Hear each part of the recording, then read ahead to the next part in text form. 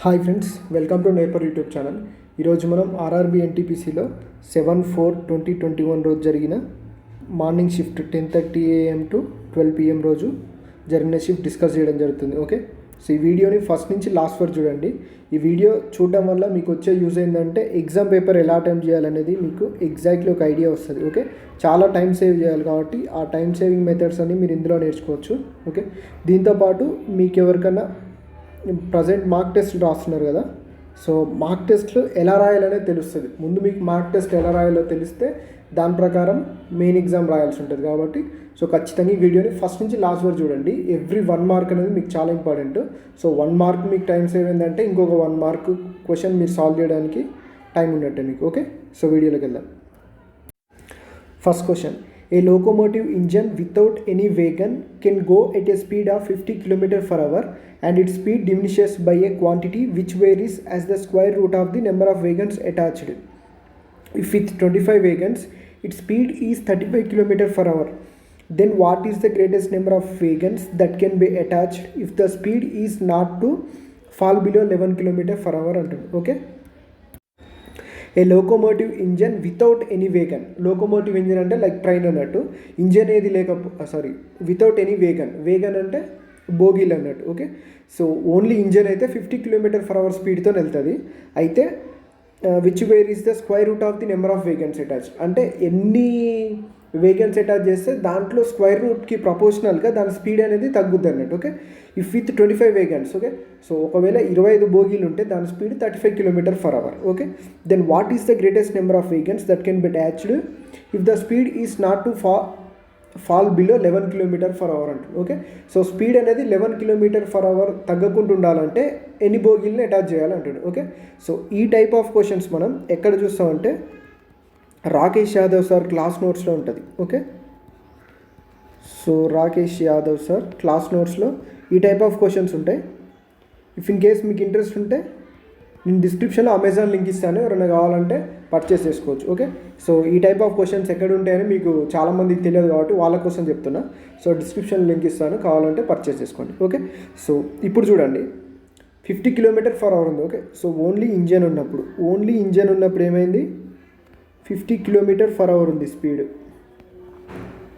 ఇప్పుడు ఏమవుతుందంటే దీనికి మనం బోగీలను అటాచ్ చేస్తూ పోతే, ఓకే, సో ఈ ట్రైన్కి బోగీలను అటాచ్ చేస్తూ పోతే ఏమవుతుందంటే మనం ఎన్ని బోగీలు అటాచ్ చేస్తే దానికి స్క్వేర్ రూట్కి ప్రపోర్షనల్గా, అంటే ఇప్పుడు నేను 4 బోగీలు యాడ్ చేసిన. ఓకే, అంటే స్క్వేర్ రూట్ ఆఫ్ 4 అంటే దీనికి ప్రపోర్షనల్గా స్పీడ్ అనేది తగ్గుతుంది అన్నట్టు. ఓకే, సో దీనికి ప్రపోర్షనల్గా స్పీడ్ అనేది తగ్గుతుంది. స్క్వేర్ రూట్ ఆఫ్ 4 అంటే ఏమొస్తుంది, 2 వస్తుంది అన్నట్టు. ఓకే, సో 2 ప్రపోర్షనల్ అంటే ఎంత స్పీడ్ తగ్గితే అంత. కానీ ఇక్కడ మన క్వశ్చన్లో మాత్రం మనం 4 అనుకున్నాం, కానీ క్వశ్చన్లో ఎంత తగ్గింది, 25 వేగన్స్ యాడ్ చేసింది. ఇట్లా నెంబర్ ఆఫ్ యాడ్ చేసుకుంటూ పోతే 25 వేగన్స్ యాడ్ చేయడం వల్ల ఇప్పుడు స్పీడ్ ఏమైంది, 35 km/h అయింది. ఓకే, సో స్పీడ్ అనేది ఏమైంది, 35 km/h.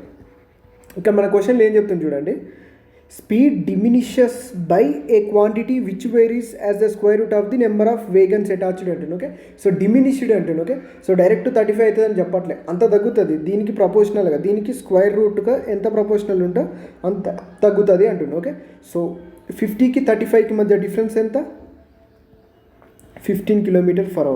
ఈ తగ్గడం అనేది దేనికి ప్రపోర్షనల్గా ఉంటుంది అంటే ఈ నెంబర్ ఆఫ్ వేగన్స్ ప్రపోర్షనల్గా ఉంటుంది అంటుంది. ఓకే, సో ఇప్పుడు మనల్ని క్వశ్చన్లో ఏం అడుగుతుందంటే speed not to fall below the 11 km/h అంటుంది. ఓకే, సో 11 km/h కంటే తగ్గొద్దు, అంటే 11 km/h ఉండొచ్చు అన్నట్టు. ఓకే, సో 50 నుంచి 11 km/h కావాలంటే సో ఇప్పుడు స్పీడ్ ఎంత తగ్గుతుంది, ఇందాక 50 నుంచి 35 కావడానికి 15 km/h అయింది, 15 km/h తగ్గింది. ఓకే, సో ఇప్పుడు 50 నుంచి 11 కావాలంటే ఎంత తగ్గాలి, 39 km/h తగ్గాలి.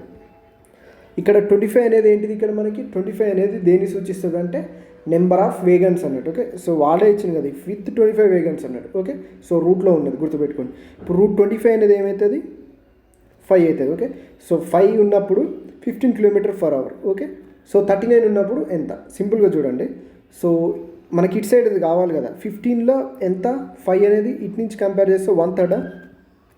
సో ఇక్కడ కూడా 39లో 1/3 మనకి రూట్లోంచి బయటకు వస్తుంది. ఓకే, సో 1/3 ఎంత, 13, 39లో 1/3 13. కానీ ఇదేంటిది, ఇది ప్రపోర్షనల్, కానీ నెంబర్ ఆఫ్ వేకెన్స్ కాదు కదా. నెంబర్ ఆఫ్ వేకెన్స్ కావాలంటే ఏం చేయాలి, దీనికి స్క్వేర్ రూట్ తీసుకోవాలి. 13కి స్క్వేర్ రూట్ అంటే ఇది 169 కదా. ఓకే, సో ఇక్కడ ఏంటి చూడండి, విత్ 25 వేకెన్స్ ఉంటుంది కదా. సో 25 అనేది నెంబర్ ఆఫ్ వేకెన్స్ అవుతుంది. ఇక్కడ కూడా 169 అనేది నెంబర్ ఆఫ్ వేకెన్స్ ఉంటుంది. ఓకే, సో ఇక్కడ మీరు ఏంటంటే క్వశ్చన్ని అర్థం చేసుకోండి. ఓకే, దీన్ని చేసేవే అంటే దాన్ని రూట్లలో పెట్టి మళ్ళీ కాన్స్టెంట్ అనుకుని చేయొచ్చు. దానికంటే మీరు అర్థం చేసుకుంటే చాలా ఈజీగా ఉంటుంది. ఓకే, సో ఎవరికైతే కావాలో కింద డిస్క్రిప్షన్లో లింక్ ఇస్తాను. Rakesh Yadav sir class notes purchase చేసుకుంటే చేసుకోవచ్చు. Okay, next question.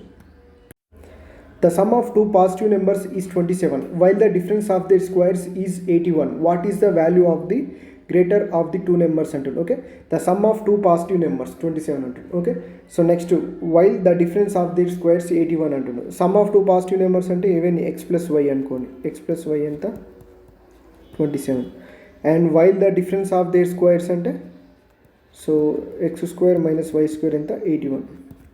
ఇంకొకటి మనకి దీంట్లో లాజికల్గా ఆలోచిస్తే ఏంటంటే సమ్ ఆఫ్ టూ నెంబర్స్ 27 కాబట్టి what is the value of the greater of the two numbers అంటే సో మన ఆన్సర్ ఖచ్చితంగా 27 కంటే తక్కువ ఉండాలి. మన లక్ ఏంటంటే అన్ని ఆప్షన్స్ 27 కంటే తక్కువ ఉన్నాయి కాబట్టి ఖచ్చితంగా అయితే ప్రాసెస్ చేయాల్సిందే. ఎక్స్ ప్లస్ వై అనేది 27, x square minus y square is equal to 81 అనేది క్వశ్చన్లో ఇచ్చింది. దీన్ని మనం ఏం రాసుకోవచ్చు, x plus y into x minus y రాసుకోవచ్చా.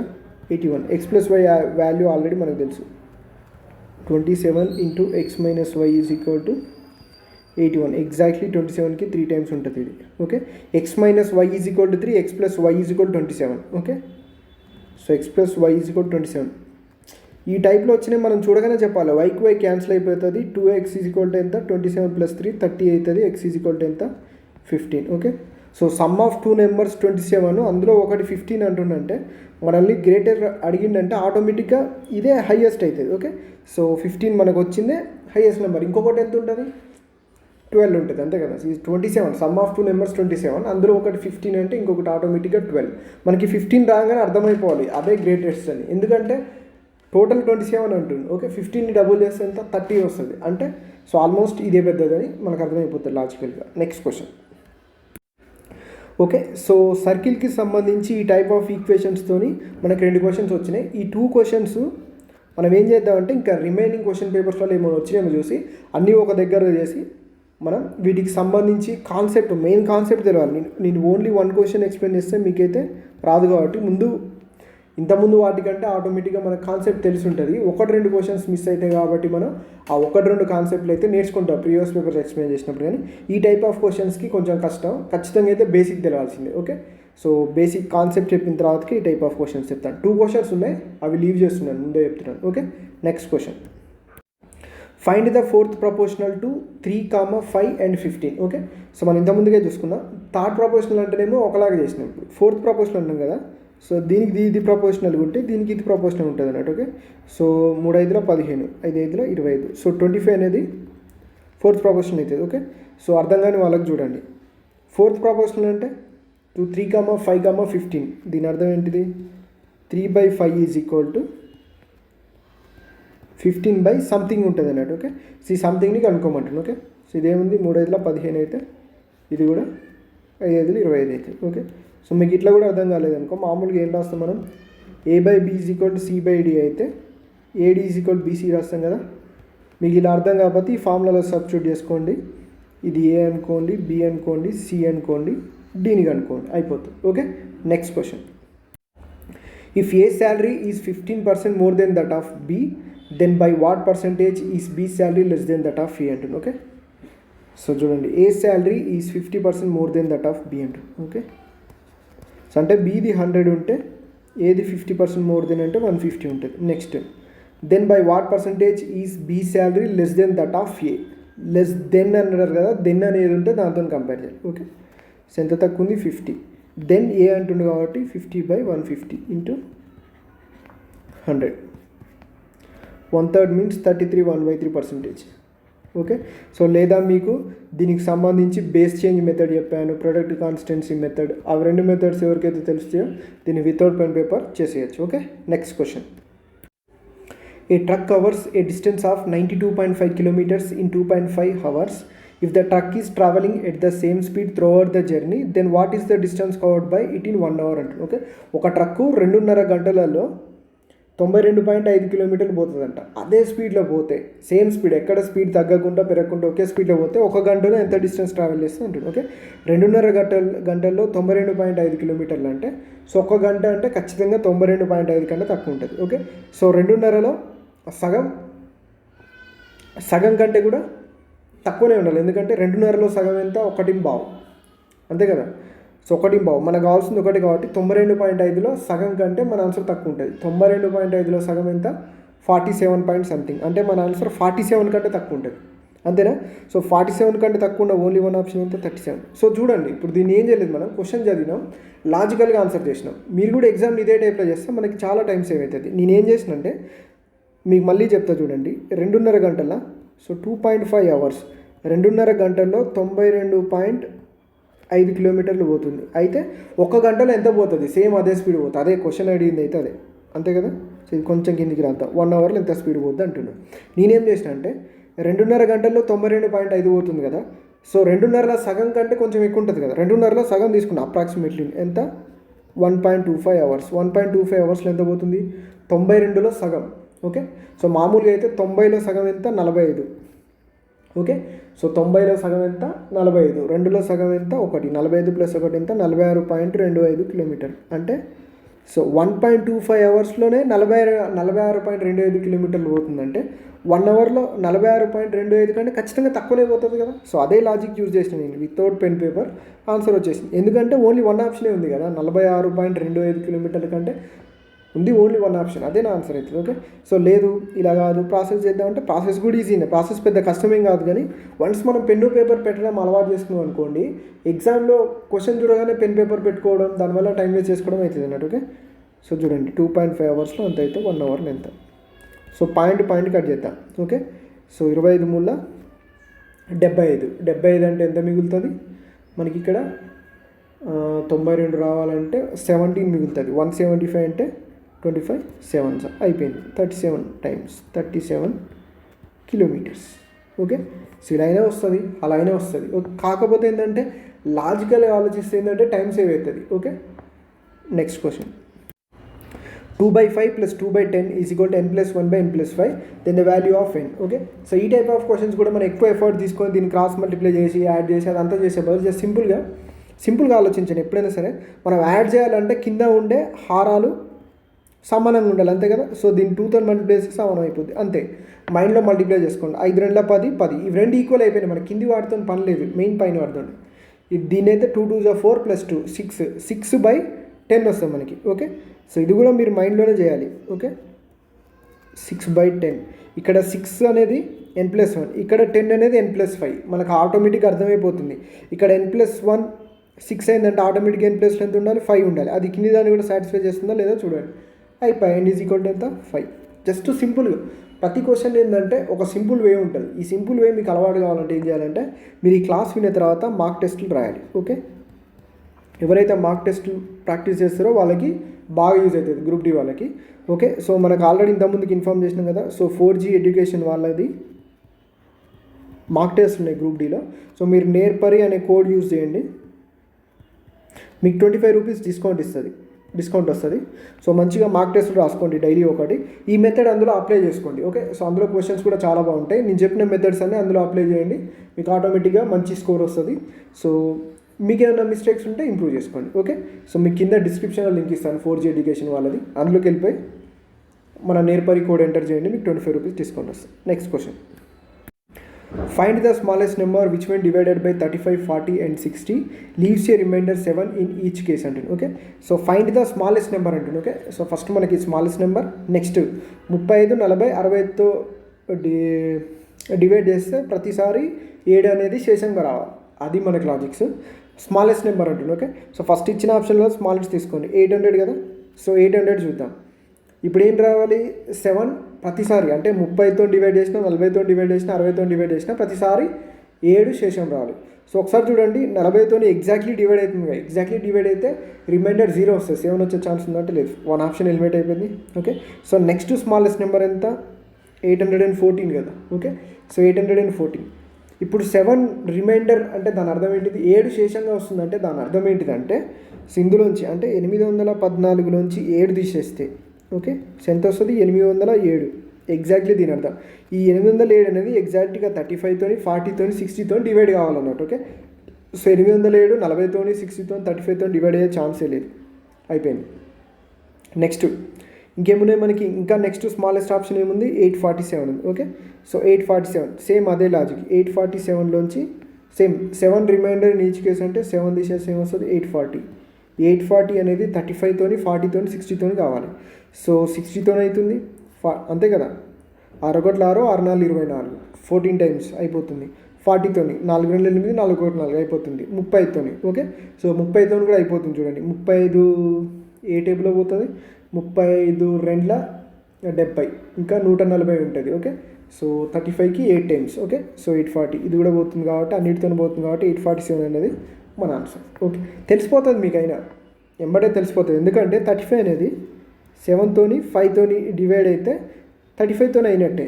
So లాస్ట్కి 0 ఉంది కాబట్టి 5తోని అవుతుంది. 84 12,084 కాబట్టి 7తోని అవుతుంది. సో రెండింటితో అవుతుంది కాబట్టి ఆటోమేటిక్గా 35తోని అయిపోద్ది అన్నట్టు. Okay. So next question. The number that should be subtracted from 510 and 270 to get 27 as the GCD. Okay. So GCD అంటే ఏం లేదు, హెచ్సిఎఫ్ని GCD అంటాం, highest common factor. Okay. So 510 270 నుంచి ఏ నెంబర్ అయితే సబ్ట్రాక్ట్ చేస్తే మనకి 24 అనేది GCD అవుతుంది అంటుంది. ఓకే. సో GCD అంటే దాని అర్థం ఏంటిది? లేదా హెచ్సిఎఫ్ హైయెస్ట్ కామన్ ఫ్యాక్టర్ లేదా గ్రేటెస్ట్ కామన్ డివిజర్, వీటిని డివైడ్ చేసే హైయెస్ట్ దాన్నే GCD అంటాం. సో సింపుల్గా 24తో డివైడ్ చేయండి, ఏదైతే రిమైండర్ వస్తుందో అదే తీసేస్తే అయిపోతుంది, అంతే కదా. సో ఎగ్జాక్ట్లీ డివైడ్ కావాలి.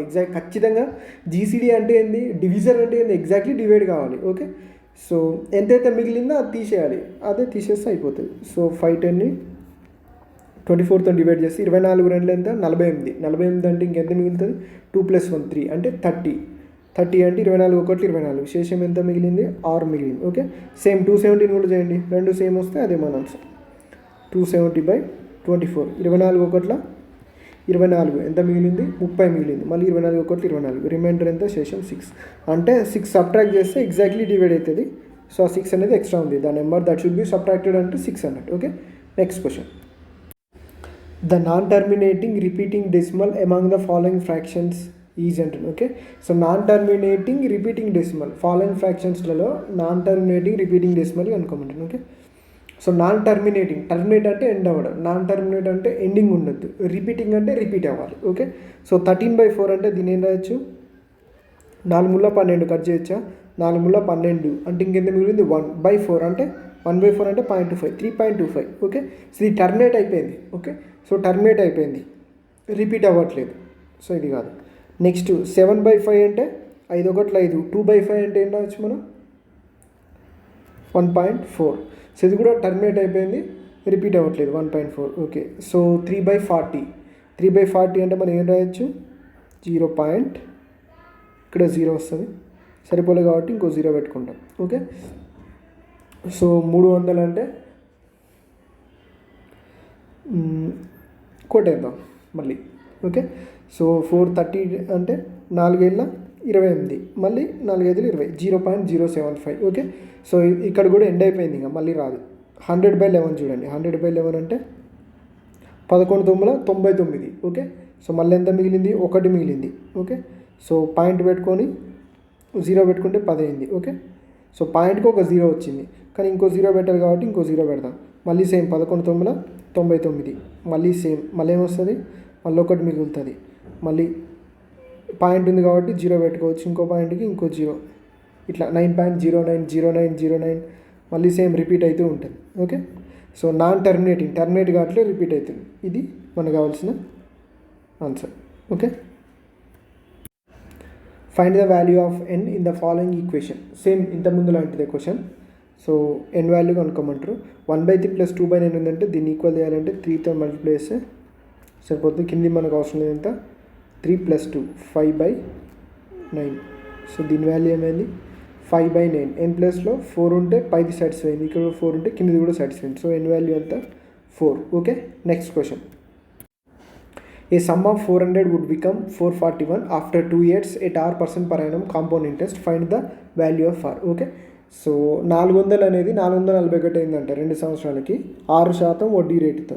అయితే సో వడ్డీ రేట్ ఎంత అంటుంది చక్రవడ్డీకి ఇస్తే. ఓకే, సో ఎప్పుడైనా సరే కాంపౌండ్ ఇంట్రెస్ట్ అనేది జామెట్రిక్ ప్రోగ్రెషన్లో పోతుంది అన్నట్టు. ఓకే, సో 2 years అంటుంది కాబట్టి స్క్వేర్ రూట్ తీసుకుంటాం మనం. Okay, so square root of 400 ఉండేది ఏమైంది, స్క్వేర్ రూట్ ఆఫ్ 441 అయింది. 2 years కాబట్టి 3 yearsకి అయితే క్యూబ్ రూట్ తీసుకుంటాం. ఓకే, సో స్క్వేర్ రూట్ అంటే ఇక్కడ 2 ఉంటుంది అన్నట్టు. ఓకే, సో 400 దేని స్క్వేర్ 20 స్క్వేర్, 441 దేని స్క్వేర్ 21 స్క్వేర్, అంటే 20 ఉండేది 21 అయింది. 1 yearకి వచ్చింది అన్నట్టు. ఇలా చేయడం వల్ల ఏంటంటే 1 yearకి వస్తుంది. ఓకే, సో పరాయణం అంటే 1 year కదా, 20 ఉండేది 21 అయిందంటే ఎంత పెరిగింది, 1 పెరిగింది.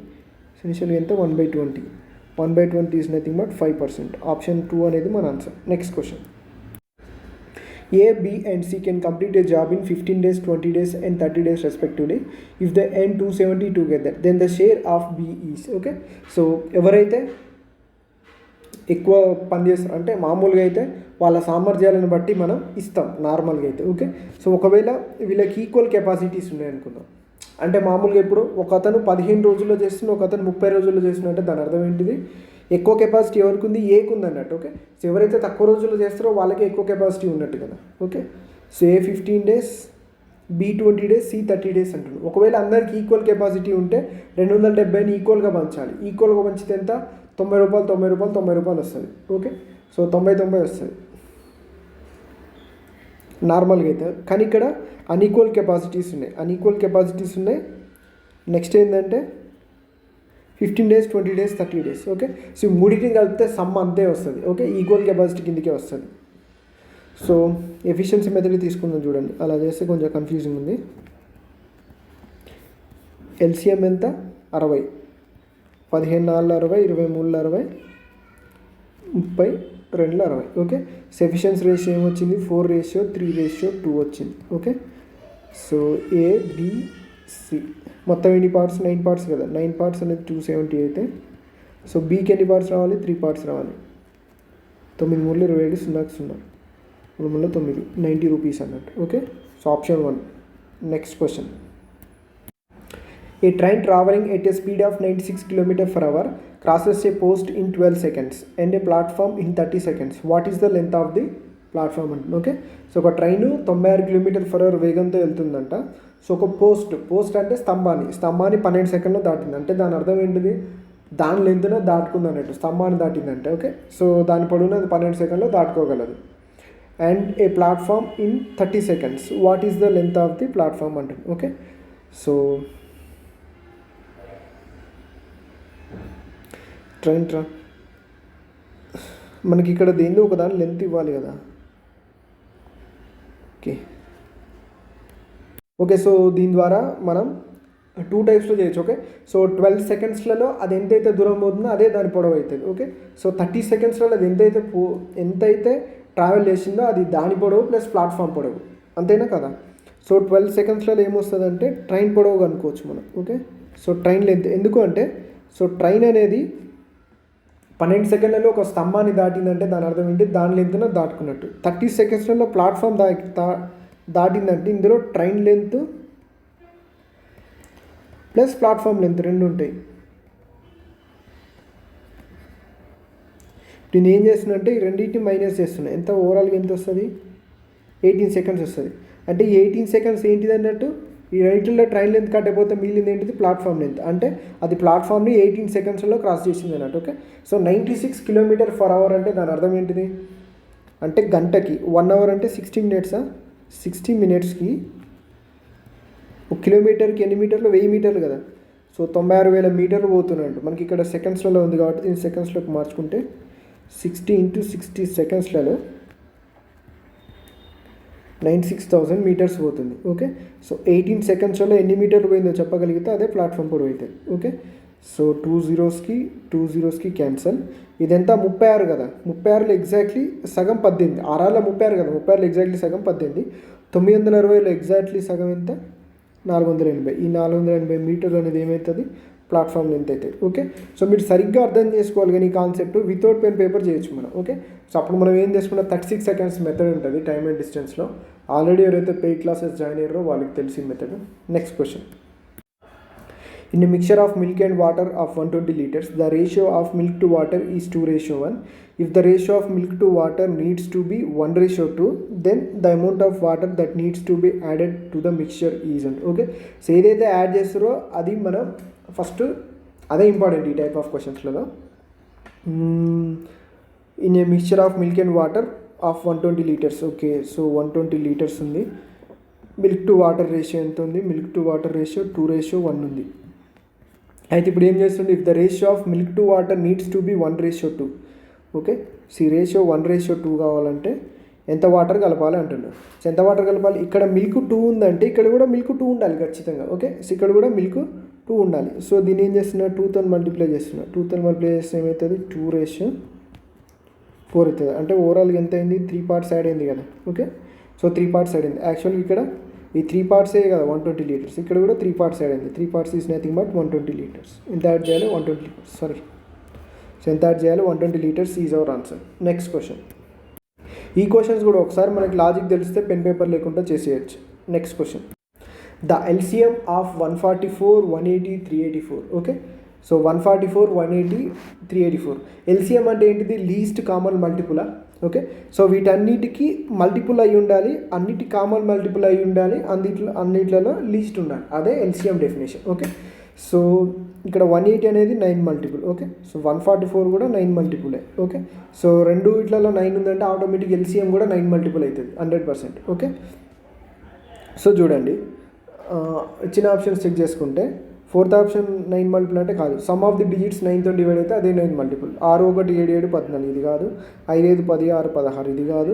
7 3 16 16 ఇది కాదు. Okay, so 7 5 12 6 18. ఓకే, ఇది 9 మల్టిపుల్. సో మనకు ఓన్లీ 1 ఆప్షన్ ఆన్సర్ అయ్యే ఛాన్స్ అదే ఉంది కాబట్టి అదే మన ఆన్సర్. ఓకే, సో అనవసరంగా టైం వేస్ట్ చేసుకోకండి. సింపుల్గా ఇందులో 9 మల్టిపుల్, ఇందులో 9 మల్టిపుల్ చూసుకుంటే మనకు కావాల్సిన ఆన్సర్ వచ్చేస్తుందంట. Okay, next question. If x is 20% more than y, then y is less than x. Same ఇందాక చేసినాక మనం 20% మోర్ దెన్ వై. వై 100 ఉంటే ఎక్స్ 20% మోర్ దెన్ వై. 120 ఉంటే ఇది ఎంత తక్కువ ఉందంటే 20 బై లెస్ దెన్ ఎక్స్ అంటుండే కదా. సో ఎక్స్తో కంపేర్ చేయాలి కాబట్టి 20/120 ఇంటూ 100 2 12 ఎంత? 1/6 ఈజ్ నథింగ్ బట్ 16 2/3 పర్సంటేజ్లో కన్వర్ట్ చేస్తే. Okay, next question.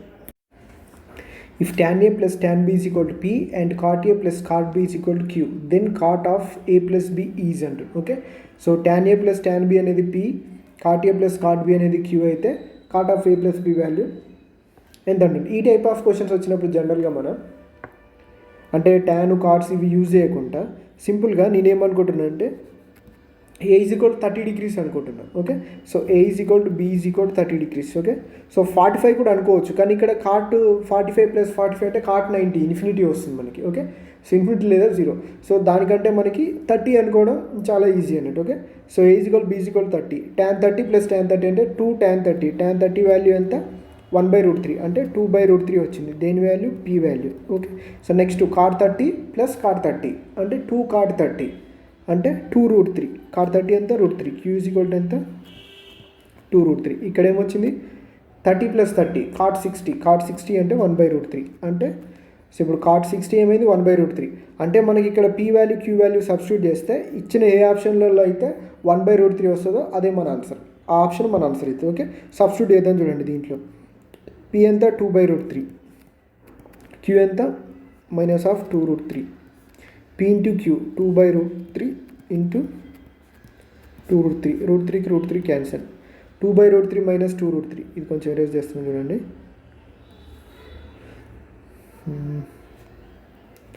Okay, so 2/√3 - 2√3 ఎంత? 2 - √3 into √3 ఎంత?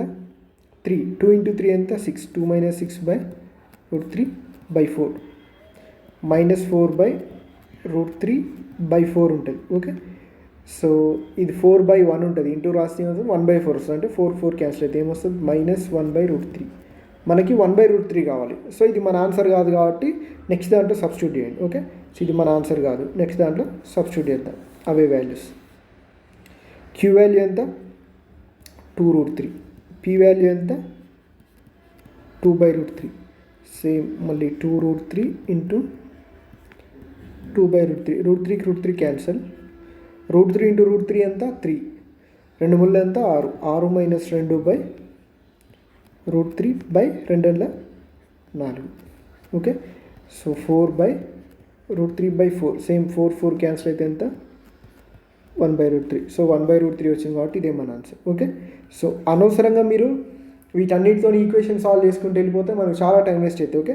సో మీకు ఇది తెలియదు కాబట్టి కొంచెం ఇక్కడ టైం తీసుకుంటుంది, కానీ మీకు ఎగ్జామ్లో పెద్ద టైం ఏం పట్టదు. Okay. Next question. A path 5 meter wide runs around and outside a rectangular plot of land of length 10 meters and breadth 8 meters. The area of path is అంటుంది. ఓకే. సో ఆ path area కనుక్కోవాలి మనం. ఏమంటుండు, rectangular land ఉంటుంది కదా, rectangular plot, దానికి out side ఉందంటుంది. Out సైడ్లో ఎటు చూసినా 5 meters ఉండేటట్టు ఉందంటుంది. సో ఫస్ట్ అయితే మనం రెక్టాంగులర్ తీసుకుందాం. ఇది రెక్టాంగిల్ అయితే సో దీనికి 5 meters అంటుంది కదా. సో 5 meters స్పేస్లో అవుట్ సైడ్ అంటుంది, ఇన్సైడ్ అని లేదు చూడండి, అవుట్ సైడ్ తీసుకున్నాం అందుకే. ఓకే. రెక్టాంగులర్ ప్లాట్ డైమెన్షన్స్ ఎంత 10 meters 8 meters. ఇది రెక్టాంగులర్ ప్లాట్, దీనికి 5 meters విడుతున్న బాట ఉంటుంది. ఎటు చూసినా 5 meters అన్నట్టు, ఇటైనా 5 meters ఇటైనా 5 meters ఇటైనా 5 meters బాట ఉంది. ఈ బాట వైశాల్యం కనుక్కోమంటుంది. ఇదే మనం చేయాల్సింది. ఓకే. సింపుల్గా ఏం లేదు, ఈ పెద్ద రెక్టాంగిల్లోంచి చిన్న రెక్టాంగిల్ తీసేస్తే, పెద్ద రెక్టాంగిల్ ఏరియాలోంచి చిన్న రెక్టాంగిల్ ఏరియా తీసేస్తే బాట వైశాల్యం వస్తుంది. ఓకే. సో పెద్ద రెక్టాంగిల్ కావాలంటే ఏం చేయాలి, ఈ సైడ్స్ యాడ్ చేసుకుంటూ పోవాలి. ఓకే. సో పెద్ద రెక్టాంగిల్ ఏంటిది, ఇది 10 ఉంది, ఇక్కడ 5 ఉంది, ఇక్కడ 5 ఉంది. 10 + 5 + 5 20, 20 ఇంటూ నెక్స్ట్ ఇక్కడ 8 ఉంది, 5 ఉంది, 5 ఉంది, ఎంత 18. 18 ఎంత 36, 320 మీటర్ స్క్వేర్ పెద్ద రెక్టాంగిల్. చిన్న రెక్టాంగిల్ చూస్తే ఎంత 10 × 8, 10 × 80, 80 meters స్క్వేర్ ఉంది. సో రిమైనింగ్ ఇందులోంచి తీసేస్తే మనకు కావాల్సింది ఏంటిది, ఆ బాట వైశాల్యం వస్తుంది. ఓకే. సో ఆ ప్యాత్ యొక్క ఏరియా వస్తుంది. 360 - 80 అంటే ఎంత 280 meters స్క్వేర్ అనేది మనకు కావాల్సిన answer. Next question. The LCM of 248 and 868 is 1736. The HCF of the same two numbers is. Okay. So ఎప్పుడైనా సరే HCF అనేది ఖచ్చితంగా LCM కంటే తక్కువ ఉంటుంది. ఓకే. సో 1736 కంటే మన ఆన్సర్ ఖచ్చితంగా తక్కువ ఉంటుంది. సో ఇచ్చినట్లలో పెద్దదానికంటే కూడా తక్కువ ఉంటుంది, 868 కంటే తక్కువ ఉంటుంది. ఓకే. సో 248 అవ్వచ్చు, లేదా 248 కంటే తక్కువది అవ్వచ్చు. అంతేగాని 86 పెద్దదానికంటే అయితే తక్కువ ఉంటుంది. ఇచ్చిన చిన్న నెంబర్ అయినా కావచ్చు, దీనికంటే తక్కువదైనా ఉండొచ్చు, కానీ ఖచ్చితంగా అయితే పెద్దదానికంటే అయితే తక్కువ ఉంటుంది, LCM కంటే అయితే తక్కువ ఉంటుంది. అంటే మన ఆన్సర్ 1736 కాదు, 868 కాదు. సో 248 అయ్యే ఛాన్స్ ఉందంటే ఇప్పుడు HCF కావాలంటే ఏం చేయాలి, రెండింటిని డివైడ్ చేయాలి. సో 248ని 248 డివైడ్ చేస్తుంది, 868ని డివైడ్ చేస్తుందా లేదా చూద్దాం, అంతే సింపుల్ లాజిక్. ఓకే. సో 248కి నాకు 800కి దగ్గరికి రావాలంటే నేను దేనితో చేయాలి, 4తో చేయాలి. సో 4తో చేస్తే ఏమవుతుంది, 4 × 2 8, 4 × 4 16, అంటే 960 కంటే ఎక్కువ వస్తుంది. ఓకే. ఒకవేళ 3తో చేసినాం అనుకుందాం. ఓకే. సో 3తో చేస్తే 3 × 24, యూనిట్ డిజిట్ 4 రావట్లేదు, అంటే 248 868ని డివైడ్ చేయట్లేదు, అంటే ఇది HCF కాదు. ఓన్లీ వన్ ఆప్షన్ ఇదే కదా. సో అదే మన ఆన్సర్. సింపుల్గా ఆలోచించుకెళ్ళిపోండి. ప్రాసెస్ చేయాలనుకుంటే మనం ఎగ్జామ్లో ప్రాసెస్ చేయలేము, లాజికల్గా పోతేనే టైం సేవ్ అవుతుంది. Okay. Next question. Find the value of √248 plus √51 plus √69. Okay. So ఈ టైప్లో ఉందనుకోండి, మనం ఆన్సర్ అనేది ఎలా చేయాలంటే ఇక్కడ ఉన్న రెండింటిని మ్యాక్సిమం మనం ఇగ్నోర్ చేయొచ్చు. ఓకే. సో అంటే మన ఆన్సర్ ఏంటిది, √248కి కొంచెం ఎక్కువ ఉంటుంది. ఓకే. సో √248కి నియర్ బై స్క్వేర్ ఏముంటుంది మనకి. ఓకే. సో 15 స్క్వేర్ ఎంత 225, 16 స్క్వేర్ ఎంత 256, అంటే మన ఆన్సర్ 15 స్క్వేర్ కంటే ఎక్కువ ఉంటుంది, అంతేనా. సో 15 కంటే కొంచెం ఎక్కువ ఉంటుంది, 17 కంటే తక్కువ ఉంటుంది. 17 స్క్వేర్ ఎంత 289, అంటే 17 కంటే తక్కువ ఉంటుంది, 15 కంటే ఎక్కువ ఉంటుంది. సో ఓన్లీ వన్ ఆప్షన్ ఏంటి 16, ఇదే మన ఆన్సర్. సో అనవసరంగా ఇఫ్ ఇన్ కేస్ మనకి అవసరం అనుకుంటే చేయాలి, అవసరం లేదు అనుకుంటే ఇక్కడితో సరిపెట్టవచ్చు కదా ఆన్సర్. అంటే మన ఆన్సర్ 248కి ప్లస్ సంథింగ్ ఉంటుంది, అంటే సో దీనికంటే ముందు ఉండేది ఏంటి 225, అంటే పర్ఫెక్ట్ స్క్వేర్లలో చెప్తున్నా. ఖచ్చితంగా రూట్లోంచి బయటకు వచ్చిందంటే పర్ఫెక్ట్ స్క్వేర్ కదా. దీని తర్వాత ఏముంటుంది 289 ఉంటుంది, అంటే మన ఆన్సర్ 15 కంటే ఎక్కువ ఉంటుంది, 17 కంటే ఆల్మోస్ట్ తక్కువ ఉంటుంది. ఒకవేళ 17 కూడా ఉండొచ్చేమో కానీ కింద ఇచ్చిన ఆప్షన్లో అయితే 17 లేదు కదా. అంటే నియర్ బై మన ఆన్సర్ ఖచ్చితంగా అయితే 15 కంటే ఎక్కువ ఉండాలి, 17 ఆప్షన్స్లలో లేదు, 16 మన ఆన్సర్. అంతే, చాలా సింపుల్ లాజిక్. ఓకే, సో అట్లా ఆలోచిస్తే అయిపోతుంది. మీకు ప్రాసెస్ ఆల్రెడీ తెలుసు. 169 అంటే 13, సో 51 + 13 యాడ్ చేస్తే 64 వస్తుంది. 64 బయటకు వస్తే ఏమొస్తుంది మనకి ఇక్కడ 8 వస్తుంది. 248 + 8 అంటే ఏమొస్తుంది 256 వస్తుంది. సో అదే 16 అయితే. Next question. If √5 - 1/√5 + 1 minus of √5 + 1/√5 - 1 is equal to a + b√5, then the value of కనుక్కోమంటున్నాడు. సో చేద్దాం చూడండి. ఇదేమైతే a - b హోల్ స్క్వేర్ అయితే క్రాస్ మల్టిప్లై చేస్తాయి. ఇది క్రాస్ మల్టిప్లై చేసినా a - b హోల్ స్క్వేర్ అవుతుంది. a - b whole square minus of a + b whole square ఉంటుంది. ఓకే, సో ఇక్కడ a² + b² దానికి కట్ అయిపోతుంది. ఓవరాల్ ఇక్కడ ఏం మిగులుతుంది, -4ab మిగులుతుంది. -4ab అంటే -4√5 × 1 మిగులుతుంది. ఇక్కడ a² - b² అంటే 5 - 1 4 మిగులుతుంది. 4కి 4కి క్యాన్సల్. ఇదే a + b√5. Okay, so b value ఎంత వచ్చింది -1, a వాల్యూ ఎంత వచ్చింది 0. ఇందులో సబ్స్టిట్యూట్ చేయండి. a = 0, -1 0 -(-1 + 1) divided by a² + b² అంటే ఎంత 0 + 1. ఓకే, సో -1 × +1 ఎంత -1, -1 డివైడెడ్ బై 1 అంటే ఎంత -1. ఆప్షన్ 3 మన answer. Next question. Kiran can complete a task in 15 days. He works for 5 days and then leaves.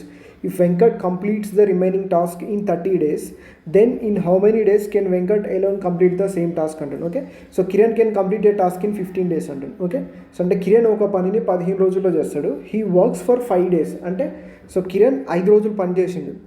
If ఈయన వెళ్ళిపోయిండు. If Venkat completes the remaining task అంటాను. అంటే రిమైనింగ్ టాస్క్ ఎంత ఉంది, కిరణ్ 10 days వర్క్ ఉంది కదా. కిరణ్ 15 daysలో చేస్తే 5 days చేసి వెళ్ళిపోయిండు. ఈ కిరణ్ యొక్క 10 days వర్క్ ఉంటుంది.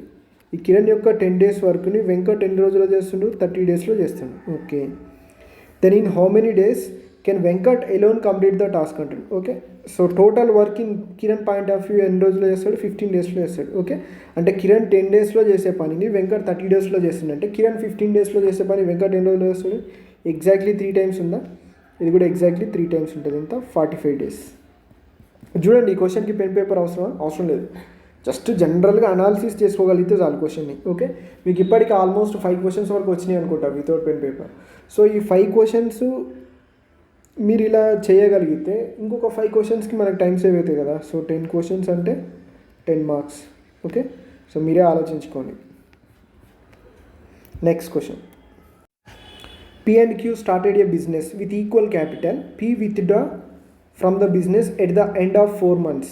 If at the end of the year the business made a profit of 6400, then the share of P is. Okay, so ఎప్పుడైనా సరే మనం పార్ట్నర్షిప్లో ఉన్నామనుకోండి. పార్ట్నర్షిప్లో ఉంటే మనం ఎంత అమౌంట్ పెట్టినాం, ఎంత టైం పెట్టినాం అనే దాని మీదే డిపెండ్ అయి ఉంటుంది. ఓకే, సో ఒకవేళ మనం స్లీపింగ్ పార్ట్నర్ అయినా వర్కింగ్ పార్ట్నర్ అయితే మనకు శాలరీ ఉంటుంది. అంతే తప్ప మనం ఎంత అమౌంట్ పెట్టినాం, ఎంత టైం పెట్టినాం అనే దాని మీదే మెయిన్ ఆధారపడి ఉంటుంది. ఓకే, సో ఇద్దరు ఈక్వల్ అమౌంట్ పెట్టిండు. ఓకే, ఈక్వల్ అమౌంట్ పెట్టిండు. ఒక ఆయన 4 months పెడితే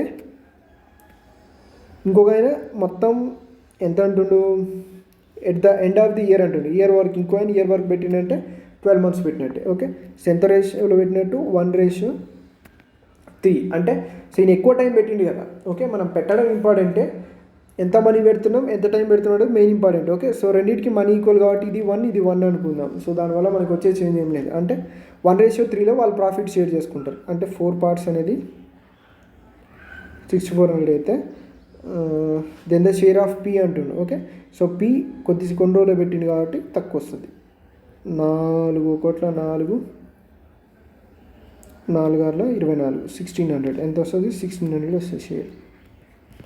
okay, next question. A, B and C start a business jointly. Twice the capital of A is equal to thrice the capital of B. The capital of B is 4 times the capital of C. Find the share of B if the annual profit is 2,97,000 అంటారు. So ముగ్గురు కలిసి జాయింట్గా start చేశారు. Twice the capital of A is equal to thrice the capital of B. ఇచ్చినట్టు రాసుకోండి. And the capital of B is 4 times the capital of C.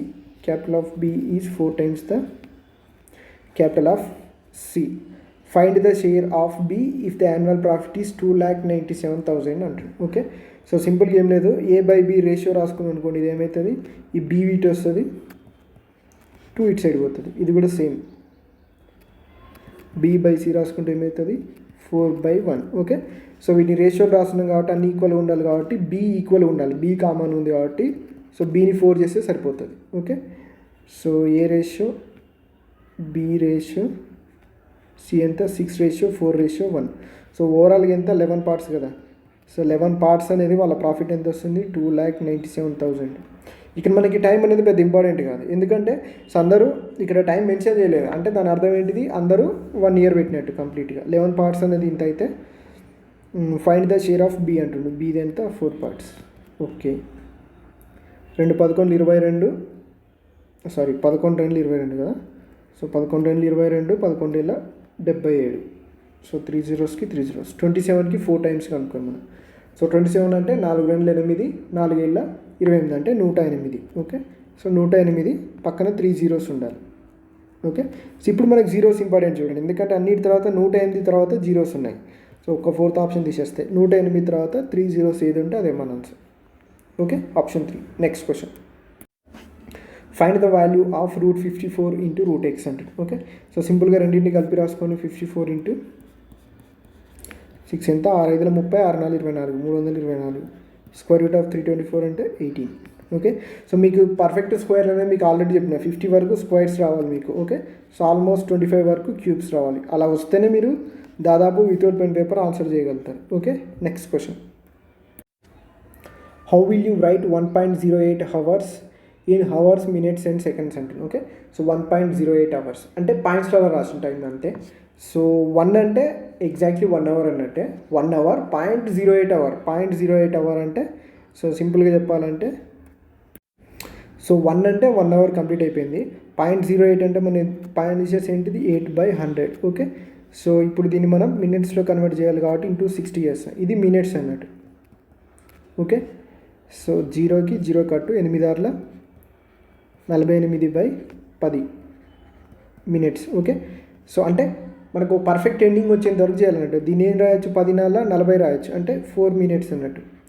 4 8/10 minutes లేదా 4 minutes. ఈ 8/10 ఉంది కదా, మళ్ళీ దీన్ని సెకండ్స్లో కన్వర్ట్ చేయాలంటే ఏం చేయాలి, ఇంటూ 60 seconds, 0కి 0కి కట్, 8 48.